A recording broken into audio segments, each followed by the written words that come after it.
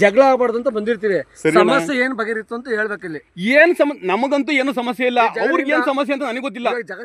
ಹೌದು ಸ್ವಾಮಿ, 80ನೇ ಇಸ್ವಿಯಿಂದಲೂ ಜೀವನ ಮಾಡ್ತಾ ಇದೀವಿ. ಅಲ್ಲ ಯಾರ್ದು ಜಾಗ ಸರ್? ನಮ್ಮ ಮಿಸಸ್ ಹೆಸರಲ್ಲ ಐತೆ, ನಮ್ಮ ಮಿಸಸ್. ಹೌದು, ನಂದಲ್ಲ. ಹೌದು ಸ್ವಾಮಿ, ಏನ್ ಇರೋದೇನ ಅರ್ಥ ಆಯ್ತು. ಸಮಸ್ಯೆ ನೀನು ಅವ್ರ ಜಾಗಕ್ಕೆ ಯಾಕೆ ಕಟ್ಟಿಸ್ತೆ? ಯಾರ ಜಾಗ ಸ್ವಾಮಿ? ನನ್ನ ಹೆಂಡತಿ ಸ್ವಾಮಿ. ಅವ್ರು ನಾನೆಲ್ಲ ಕಟ್ಸ್ಕೊಂಡು ನನ್ನ ಹೆಂಡತಿ ಕಟ್ಸ್ಕೊಂಡಿರೋದು ಜಾಗ ಅವ್ರದ್ದು. ಗಲಾಟೆ ಮಾಡ್ಕೊಂಡು ನೋಡ್ರಿ. ಸರಿ ಅಣ್ಣ, ಅದನ್ನ ಅಲ್ಲಿ ಸಮಕ್ಷ ಪೊಲೀಸ್ ಸ್ಟೇಷನ್ ಕುಂತ್ಕೊಂಡು ಮಾತಾಡ್ಬೋದಾಯ್ತಲ್ರ? ಸರಿ ಆಯ್ತು. ಪೊಲಿಟಿಷಿಯನ್ ಏನ್ ಮಾತಾಡಿದ್ರಿ? ಪೊಲಿಟಿಷಿಯನ್ ಕೋರ್ಟ್ಗೆ ಹೋಗಿ ಅಂತಂದ್ರು ಕೋರ್ಟ್ಗೆ ಹೋಗಿದ್ರಲ್ಲ, ಕೋರ್ಟ್ ಇಂದ ನಿಮ್ಗೆ ನ್ಯಾಯನೇ ಕೊಟ್ಟಿಲ್ವಲ್ಲ.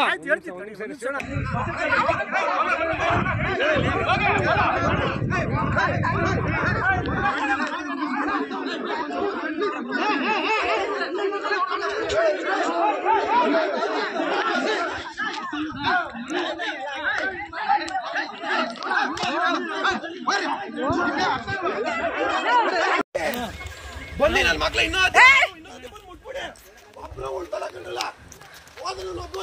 ಹಿಂಗೆಲ್ಲ ಮಾಡಿ ನಮ್ಗೆ ಹಿಂಗೆಲ್ಲ ಮಾಡ್ತಾರೆ ಸರ್. ನಾವ್ ಅಲ್ಲ ಸರ್, ಅವ್ರ ಅಪ್ಪನ ನಮ್ಮ ಅಪ್ಪನ ಮಾರ 50 ವರ್ಷ ಆಗದೆ.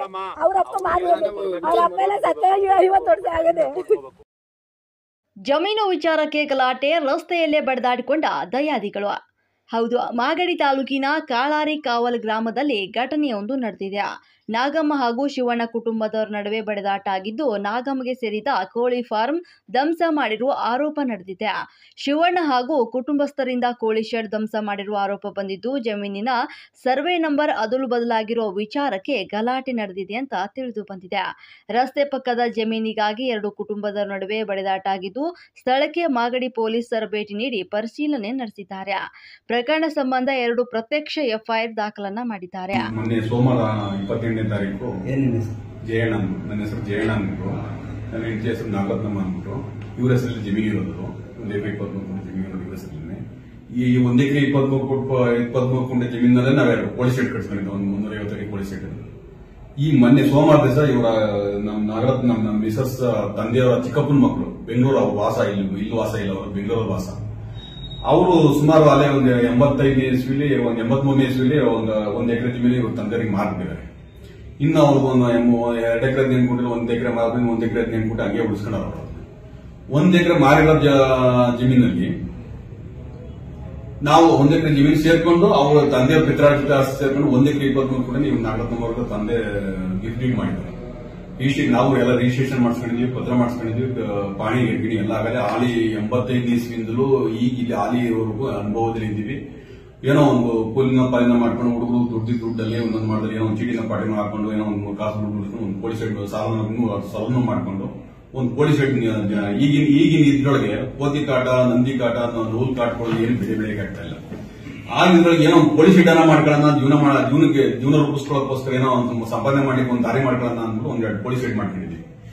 ಈಗ ಇವರ ತಂದೆಯವರ ಚಿಕ್ಕಪ್ಪನ ಮಕ್ಕಳು ಬೆಂಗಳೂರು ವಾಸ, ಅವರೆಲ್ಲ ಹೆಸರು ಶಿವಣ್ಣ ಅಂದ್ಬಿಟ್ಟು, ಒಬ್ಬ ಅಶ್ವತ್ಥ ಅಂದ್ಬಿಟ್ಟು, ಆಮೇಲೆ ಒಬ್ಬ ರಾಮಯ್ಯ, ಮಂಜುನಾಥ ಅಂತಂದ್ರೆ ಅವರ 4-5 ಜನ ಅಣ್ತಂದಿರಂತೆ. ಅವ್ರ ಮಕ್ಕಳು, ಅವ್ರ ಹೆಂಡತಿ ಸಂಬಂಧಿಕರು, ಅವ್ರ ಯಾವ್ಯಾವ ಬೆಂಗಳೂರುಗಳಿರೋರು ಒಂದು ಪುಂಡ್ರು ಜೊತೆಗಿರೋ ಪುಂಡ್ರನ್ನೆಲ್ಲ ಕರ್ಕೊಂಡ್ ಬಂದ್ಬಿಟ್ಟು ಒಂದು 8 ಕಾರಲ್ಲಿ ಬಂದಿದ್ದಾರೆ. ಒಂದು 8 ಕಾರಲ್ಲಿ ಲಾಂಗು ಮಂಚು ಎಲ್ಲ ಇಟ್ಕೊಂಡು ಸೋಮವಾರ ದಿವಸ ಸುಮಾರು ಒಂದು 11 ಗಂಟೆ ಸುಮಾರು ನಾವು ಆ ಸ್ಪಾಟ್ ನಲ್ಲಿ ನಾವು ಇರ್ಲಿಲ್ಲ, ನಮ್ಮ ಶೆಡ್ ಹತ್ರ ನಾವು ಇರ್ಲಿಲ್ಲ, ಎಲ್ಲ ಹೊರಗಡೆ ಹೋಗಿದ್ವು.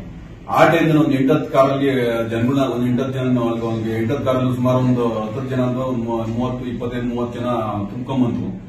ಏಕಾಏಕಿ ಶೆಡ್ ಹತ್ರ ಹೋಗ್ಬಿಟ್ಟು CC ಕ್ಯಾಮ್ರಾ ಎಲ್ಲ ಚೆಚ್ಚಿ ಪುಡಿ ಮಾಡಾಕ್ಬಿಟ್ಟು, ಆಮೇಲೆ ಶೆಡ್ನೆಲ್ಲ ಕಮ್ಮನೆ ಮನುಷ್ಯನ ಕೊಯ್ತಂಗೆ ಕುಚ್ಚಾಕ್ಬಿಡೋದು. ಕಮ್ಮನೆ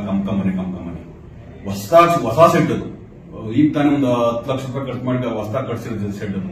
ಎಲ್ಲ ಕಮ್ಮನೆ ಎಲ್ಲ ಕತ್ತು ಮನುಷ್ಯನ ಕತ್ತು ಎಲ್ಲ ಕತ್ಸಾಕೆಲ್ಲ ಕೆಡಬಿಟ್ಟು ಎಂಚು ಪಂಚು ತೀರು ಪಾರು ಎಲ್ಲ ಒಯ್ಬಿಟ್ರೆ ಯಾರು ಮಾನವೀಯತೆ ಇರೋ, ಯಾರು ಮನೆ ಕೆಡಿಸೋ, ಒಂದು ಸ್ವಂತ ಮನೆ ಯಾರು JCB ಉಡಿಸ್ದಂಗೆ ಆ ರೀತಿ ಮಾಡಿದ್ರೆ ಈ ನಾಗರಿಕ ಸಮಾಜ ಯಾರು ಅದನ್ನು ಒಪ್ಕೊಳ್ಳೋ ರೀತಿಯಲ್ಲಿ ಮಾಡಿಲ್ಲ. ಅವರು ಮಾಡಿಬಿಟ್ಟು ಬಂದು ರೋಡಲ್ಲಿ ನಿಂತ್ಕೊಂಡು ನಮಗೆ ಯಾರೋ ನಮ್ಮ ಅಲ್ಲಿಯವರು ಯಾರೋ ರೋಡಲ್ಲಿ ಹೋಗೋರು ನಮಗೆ ಫೋನ್ ಮಾಡಿದ್ರು, ಯಾರೋ ನಿಮ್ ಶೆಡ್ ಹತ್ರ ಒಂದು 4 ಕಾರ್ಗಳು ನಿಲ್ಸ್ಕೊಂಡು ಯಾರೋ ಜನ ಅನ್ಕೊಂಡು ಸೇರಾರೆ, ಏನೋ ಏನಾಗುತ್ತೆ ಏನು ಅಂತ ಕೇಳೋದು. ಎಲ್ಲಿ ಎತ್ತ ಅಂತ ನಾವು ತಿಳ್ಕೊಂಡಾಗ ಅವಾಗ ಸಿಸಿ ಕ್ಯಾಮ್ರಾ ಓಪನ್ ನೋಡ್ಲಾಗಿ ಸಿಸಿ ಕ್ಯಾಮ್ರಾ ಓಪನ್ ಆಗ್ತಾ ಇಲ್ಲ.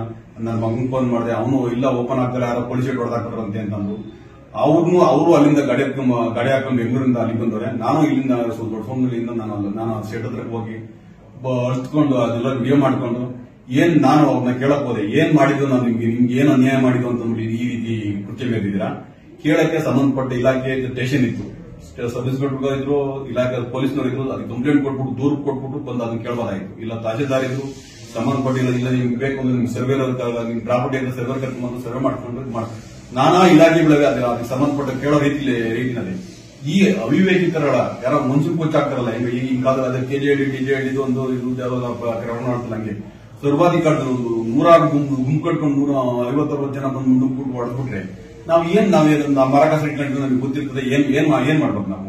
ಹಂಗ್ ಹೊಡೆದಾಕಿದ್ರಲ್ಲ, ಇದೇನ್ ಮಾನವೀಯತೆ, ಇದೇನು ಸರ್ಕಾರ, ಇದು ಕಾನೂನಿಗೆ ನಿಮ್ಮ ಹತ್ರ ಏನು ಬೆಲೆ ಇಲ್ವಾ? ದುಡ್ಡು ಈ ಪಟ್ಟಿ ದುರಾಂಕಾರದಿಂದ ಈ ಪಟ್ಟಿ ಮೆರೆದ್ರೆ ತಾಯಿ ನಮ್ಮವ್ವ ಕೆಂಜನಮ್ಮ ಅವಳು ಸುಮ್ಮನೆ ಇರ್ತಾಳ, ಈ ದುರಾಂಕಾರ ಇಡಿಸ್ತಾರ ಅವಳು. ಹಂಗೆ ಕೆಂಜನಮ್ಮನೆ ನಮಗೆ ಕಳ್ಸಿರೋದು, ಮಾಡು ಅಂತಾನೆ ಕಳ್ಸಿರೋದು ಹೇಳಿ, ಹೌದಾ? ಹಂಗೆ ಹಿಂಗೆ ಆಮೇಲೆ ಅವನೊಬ್ಬ ಬಂದ ಕೊಡ್ಬರಿ ನಿಮ್ದೆಲ್ಲ ದೊಡ್ಡ ತೋರ್ಸು, ಎಲ್ಲ ರೆಕಾರ್ಡ್ಸ್ ಕೋರ್ಟಲ್ ಎಲ್ಲ ಕೊಟ್ಟಿದ್ದೀವಿ. ಕೋರ್ಟಲ್ ಅವ್ರಿಗೆ ಸಿಕ್ಕಿದ್ರೆ ಇಂಜೆಕ್ಷನ್ ಆರ್ಡರ್ ಸಿಕ್ಕಿರಲಿಲ್ಲ, ಅವ್ರಿಗೆ ಎಲ್ಲ ಕೋರ್ಟಿಗೆ ಕೊಟ್ಟಿದ್ದೀವಿ. ಕೋರ್ಟಲ್ ಕೇಸ್ ನಡೀತಾ ಇರ್ಬೇಕಾದ್ರೆ ನೀವು ಏಕಾಏಕಿ ಕೋರ್ಟ್ನ ಆದೇಶ ಇರ್ತದೆ ಬಂದು ಈ ತರ ಮಾಡಿದಿರಲ್ಲ, ಕೋರ್ಟ್ ಆದೇಶ ಉಲ್ಲಂಘನೆ ಮಾಡ್ಕೊಂಡಪ್ಪ, ಇದು ಕೋರ್ಟಿಗೆ ಮರ್ಯಾದೆ ಕೊಡಲಿಲ್ಲ, ಸಂಬಂಧಪಟ್ಟ ಕೇಸ್ ನಮ್ಗೆ ಕಾನೂನಿಗೆ ಮರ್ಯಾದೆ ಇಲ್ಲ. ಈ ಕುಡಿ ರೌಡಿಗಳು ಮಾಡೋ ರೈತರು ಮಾಡ್ತಾ ಇದ್ದಾರೆ, ಅದು ಬೇರೆ ಯಾರು ಅಲ್ಲ, ಅವ್ರು ನಿಮ್ ಮಗಳು ಸಮ, ನಿಮ್ ಮಗಳು ಅವಳು, ನಾವು ನಿಮ್ ಮಗಳು ಅಳಿಯ, ಅವರೆಲ್ಲ ನಿಮ್ಮ ಮೊಮ್ಮಕ್ಕಳು. ಈ ಈ ಬಡವ್ರ ಮೇಲೆ ಈ ತರ ಕ್ರೌರ್ಯ ಮಾಡಿಬೇಕಾದ್ರೆ ನಿಮ್ಗೆ ಎಂತ ವಿಚಿತ್ರ ಜನ, ನೀವು ಮಗಳ ಮೇಲೆ ಅತ್ಯಾಚಾರ ಮಾಡುವಷ್ಟು ಕ್ರಿಮಿನಲ್ಗಳು ನೀವು. ಈ ರೀತಿ ಮಾಡಿದ್ರಲ್ಲ ನೀವು ಮನುಷ್ಯರ ಹಾಗೆ ಹೀಗೆ ಅಂತ ನಾವೆಲ್ಲ ಕೇಳಾಗ ಅಂತೋ ಎಂತೋನು ನಮ್ಮನ್ನ ಹಂಗೆ ಬೈದು. ಅಷ್ಟರೊಳಗೆ ನನ್ನ ಹೆಂಡತಿ ನನ್ನ ಮಕ್ಕಳು ಬೆಂಗಳೂರಿಗೆ ನಾಗರಿಂದ ನನ್ನ ಹೆಂಡತಿ ಬಂದು, ನನ್ನ ಬೆಂಗಳೂರಿಂದ ನನ್ನ ಮಕ್ಕಳು ಬಂದ್ಬಿಟ್ಟು, ಮಕ್ಕಳು ಬಂದು ಗಾಡಿಯಲ್ಲಿ ನಿಲ್ಸಿ ನೋಡ್ತಾವ್ರೆ. ಅಷ್ಟು ನನ್ನ ಹೆಂಡತಿ ಆಟೋದಿಂದ ಇಳಿದವ್ರೆ. ಅವರು ಏನಯ್ಯ ಹಿಂಗೆಲ್ಲ ಮಾಡಿದ್ರಲ್ಲ, ನಿಮ್ ನ್ಯಾಯವಾಯಿತು, ಈ ತರ ನಾನು ಲಕ್ಷಾಂತರ ಕೊಟ್ಟು ನಂದು ಕಡೆ ಶೆಡ್ ನಾನ್ ಜಾಗದಲ್ಲಿ ಕಡೆ ಹಾಕಟ್ಟಾಗ್ತೆ, ಹಿಂಗೆ ಎಲ್ಲದೆ ನಿನ್ ಜಾಗ, ಎಲ್ಲ ತೋರಿಸಿ ನಿನ್ ಜಾಗ. ನನ್ನ ಪತ್ರ ಏನಾಗಿ ಇದೇನು ನನ್ನ ಪತ್ರ ಏನಿದು, ನಾನು ರಿಜಿಸ್ಟರ್ ಮಾಡ್ಕೊಂಡಿದ್ದೀನಿ, ಸಬ್ ರಿಜಿಸ್ಟರ್ ರಿಜಿಸ್ಟರ್ ಆಗದೆ, ಖಾತೆ ಆಗದೆ, ನನ್ನ ಪಾಣಿ ಇದ್ದು ಖಾತೆ ಇದ್ದು ಪತ್ರ ಇದ್ರು, ನಂದು ಎಲ್ಲ ಹೆಂಗೆ ನಿಂತಾಗಿದೆ ಅಂತ ಕೇಳಾಗ ಸುಳ್ಳ ಮುಂಡೆ ಅಂತ ಮುಂಡೆ ಅಂತ ಹೇಳಿ ಮಾಂಗಲ್ಯ ಕಿತ್ಕೊಂಡು ಕಾಲಲ್ಲಿ ಒದಿತಾ ಇದೆ.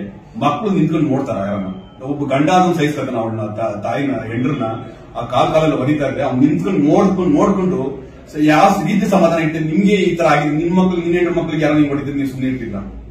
ಹಿಂಗ್ ಹೊಡಿತಿದ್ರೆ ಮಕ್ಕಳು ನಿಂತ್ಕೊಂಡು ನೋಡ್ತಾರ, ಏನೋ ಕೈ ಸಿಕ್ಕಿದ್ದು ಎತ್ಕೊಂಡು ಹೊಡೋದು. ಅವ್ರನ್ನ ನಾವು ಹೊಡೆಯಕ್ಕೂ ತಾನೇ ಕೊಡ್ತೀರ, ನೀವು ಎಲ್ಲ ಕಿತ್ಕೊಂಡು ಅವ್ರನ್ನೇ ಹೊಡೆದು ಈ ತರ ಕ್ರೌರ್ಯ ಮಾಡಿ ನೀವೇ ಹೋಗಿ ಪೊಲೀಸ್ ಸ್ಟೇಷನ್ ಕಂಪ್ಲೇಂಟ್ ಕೊಟ್ಟು ನಮ್ಮ ಮೇಲೆ ಎಫ್ಐಆರ್ ಹಾಕ್ತೀರಾ ಅಂತಂದ್ರೆ ನಾವ್ ಏನ್ ತಪ್ಪು ಮಾಡಿದೀವಿ ಅಂತ ನಾವಿಲ್ಲಿ ಎಷ್ಟು ಲಕ್ಷಾಂತರ ರೂಪಾಯಿ ನುಕ್ಸಾನ್ ಮಾಡ್ಕೊಂಡು ನಮ್ಮ ಮೇಲೆ ಎಫ್ಐಆರ್ ಹಾಕ್ಸ್ಕೊಂಡು ಜೀವನ ಮಾಡ್ಬೇಕು. ಈಗ ನಮ್ಮ ದೇಶದ ಕಾನೂನು ಅನ್ಕೊಂಡು ವೀಕ್ ಅದ, ಸಂಬಂಧಪಟ್ಟ ದಕ್ಷ ಅಧಿಕಾರಿಗಳಿಲ್ವಾ, ಅವ್ರು ಕ್ರಮ ತಗೋತಾರೆ ಆಯ್ತು ಅಂತ ಅಂದ್ಬಿಟ್ಟು ನಾವು ಹೋಗಿ ಹಾಸ್ಪಿಟಲ್, ನಮ್ಗೂ ಏಟಾಗಿತ್ತು, ನಾವು ಹಾಸ್ಪಿಟಲ್ ಹೋಗಿ ಟ್ರೀಟ್ಮೆಂಟ್ ತಗೊಂಡು ಒಬ್ಬ ಲಾಯರ್ ಹತ್ರ ಹೋಗಿ ಕಂಪ್ಲೇಂಟ್ ಕೊಡ್ಸ್ಕೊಂಡು ಹೋಗಿ ಕಂಪ್ಲೇಂಟ್ ಕೊಡ್ಲಾಗಿ ಅವರು ಸಾಹೇಬರು ಇಬ್ರು ಮೇಲೂ ಎಫ್ಐಆರ್ ಹಾಕ್ತೀನಿ, ಇಬ್ರದ್ದು ಕ್ರಿಮಿನಲ್, ನನಗೇನು ಗೊತ್ತಿಲ್ಲ, ಫೋಟೋಗಳಾಗೆ ವಿಡಿಯೋಗಳಾಗ ಇಬ್ರ ಮೇಲೆ ಎಫ್ಐಆರ್ ಹಾಕ್ತೀನಿ, ಆಯ್ತು ಹೋಗ್ರಿ ಅಂತಂದ್ರೆ ಏನ್ ಇದಕ್ಕೆ ನಾನು ಈ ಲಕ್ಷ ಅವ್ರೇನೋ ಏನ್ ಹೇಳ್ತಾರೆ, ಕುಂಬಾರಂಗೆ ವರ್ಷ ದೊಣ್ಣೆಗೆ ನಿಮಿಷ ಅನ್ನಂಗೆ ಅವ್ನು ಕುಂಬಾರ ಕಟ್ಟಿದ ಮನೆಯನ್ನ ಮಡಿಕೆ ಮಾಡಿ ಅವ್ನ ದೊಣ್ಣೆಲ್ಲ 1 ನಿಮಿಷ ಕೊಡ್ತಾಕ್ತದೆ. ಅವನ ಕಷ್ಟ ಇರ್ತದೆ, ನಾನು ಇಷ್ಟೆಲ್ಲ ಕಟ್ಟಿದ್ದೀನಿ, ನಾನೆಲ್ಲ ಸಾಲ ಮಾಡ್ಕೊಂಡು ನಾನು ಬಿಡಿ ಬಿದ್ದಿದ್ದೀನಿ, ಇನ್ನು ಹಚ್ಕಡೆ ಒಂದು ಬೋರ್ಡ್ ಮನೆ ಹಚ್ಕಡೆ ಮಲಗಿದ್ದೀನಿ. ಇದೇ ದೇಶದ ಕಾನೂನು. ಇಷ್ಟೇ ಸ್ವಾಮಿ, ನಾನು ನ್ಯಾಯ ಕೇಳೋದು ಇಷ್ಟೇ. ನಮ್ಮ ಏನಕ್ಕೆ ಬಂದಿರೋದಲ್ಲ ಸಮಸ್ಯೆ ಏನೀಗ? ಸಮಸ್ಯೆ ಏನಿಲ್ಲ, ಇವ್ರ ಅಪ್ಪವ್ರಿಗೆ ಒಂದು ಪತ್ರ ಬರ್ಕೊಟ್ಟಿದ್ರು, 1 ಎಕರೆ ಜಮೀನು ಬರ್ಕೊಟ್ರಿ ಅಂತಂದ್ರಲ್ಲ, ಆ ಪತ್ರದಲ್ಲಿ ಏನಿಲ್ಲ, ಎಲ್ಲ ಚೆಕ್ ಬಂದು ಕರೆಕ್ಟ್ ಆಗದೆ. ಉತ್ತರಕ್ಕೆ ಹಾಕೋ ಚೆಕ್ ಬಂದು ದಕ್ಷಿಣಕ್ಕೆ ಹಾಕೋ ಜಮೀನು ಪತ್ರ ಟೇಕ್ ಮಾಡ್ಬೇಕಾದ್ರೆ ಮಿಸ್ಟೇಕ್ ಆಗದೆ ಅಂತ ಅವ್ರು ಹೇಳ್ತಾರೆ. ನಾನು ಹೇಳ್ತೇನೆ ನಿಮ್ ವಿಸ್ತೀರ್ಣನೇ ಮಿಸ್ಟೇಕ್ ಆಗದೆ ಅಂತ ನಾನು ಹೇಳ್ತೇನೆ. ಯಾಕೆ ವಿಸ್ತೀರ್ಣನೇ ಮಿಸ್ಟೇಕ್ ಆಗದೆ ಅಂತಂದ್ರೆ ಉತ್ತರಕ್ಕೆ ದಕ್ಷಿಣಕ್ಕೆ ಜಬಯ ಅಂದ್ರೆ ಜಬಯ ಇಲ್ಲ, ನಾನೆಲ್ಲ ದಾಖಲಾತಿ ತಗೊಂಡಿದ್ದೀನಿ, ಜಬಯ ಇಲ್ಲ. ಉತ್ತರಕ್ಕೆ ನೀರ್ಗಾಲುವೆ ಅಂತ ಹೇಳ್ತೀರಾ, ತೊರೆಹಳ್ಳ ಏನಿದ್ರು ಉತ್ತರ ತೊರೆಹಳ್ಳ ಅಲಿತಾರೆ, ತೊರೆ ನೀರ್ಗಾಲುವೆ, ತೊರೆಹಳ್ಳ ನೀರ್ಗಾಲಿನೋ ನಿಮಗೆ ಬಣ್ಣಕ್ಕೆ ಬಂದಂಗೆ ಬದಲಾಯಿಸಬಾರ್ದು, ಅದು ತೊರೆಹಳ್ಳನೇ ನೀರ್ಗಾಲುವೆ ಅಂತ ನಾನು ಹೇಳ್ತೀನಿ. ಉತ್ತರಕ್ಕೆ ಜಬಯ ಅಂತ ನೀವು ಹೇಳ್ದಂಗೆ ಚೆಕ್ ಬಂದು ಹೇಳಿದ್ರು, ಜಬಯ ಅಂದ್ರು. ನಿಮ್ ಮಧ್ಯದಲ್ಲಿ ಉತ್ತರ ಪೂರ್ವ ಪಶ್ಚಿಮ ಕರ್ನಾಟಕ ಅಂದ್ಮೇಲೆ ನಿಮ್ದು ಎಲ್ಲದ ಜಮೀನು ಇದ್ರೊಳಗೆ ಚೆಕ್ ಬಂದು ತೋರಿಸ್ತೀನಿ ಇದ್ರೊಳಗೆ. ಈಗ ಎಲ್ಲಾರು ಸಾಮಾನ್ಯವಾಗಿ ಈಗಿನ ಈ ಜನರೇಷನ್ ಅಲ್ಲಿ ಮಾಡ್ಕೊಳ್ಳೋದು, 2 ಎಕರೆ ಜಮೀನನ್ನು 1 ಎಕರೆ ಅವನ ನಾನು ಮಾರಿದ್ರೆ ಇನ್ನು 1 ಎಕರೆ ಅವ್ನು ಉಳ್ಕೊಂಡಿದ್ರೆ ಇಲ್ಲ ಪೂರ್ವಕ್ಕೋ ಪಶ್ಚಿಮಕ್ಕೋ ಉತ್ತರಕ್ಕೋ ದಕ್ಷಿಣಕ್ಕೋ ನಾನು ಉಳ್ದದೆ ಅಂತ ನಾನು ಉಳಿಕೆ ಜಮೀನು ನಮ್ಮ ಉಳಿಕೆ ಜಮೀನು ಅಂತ ತೋರಿಸ್ಕೊತಾರೆ. ನೀನ್ ಏನ್ ತೋರಿಸಿದ್ಯಪ್ಪ ಇದ್ರೊಳಗೆ?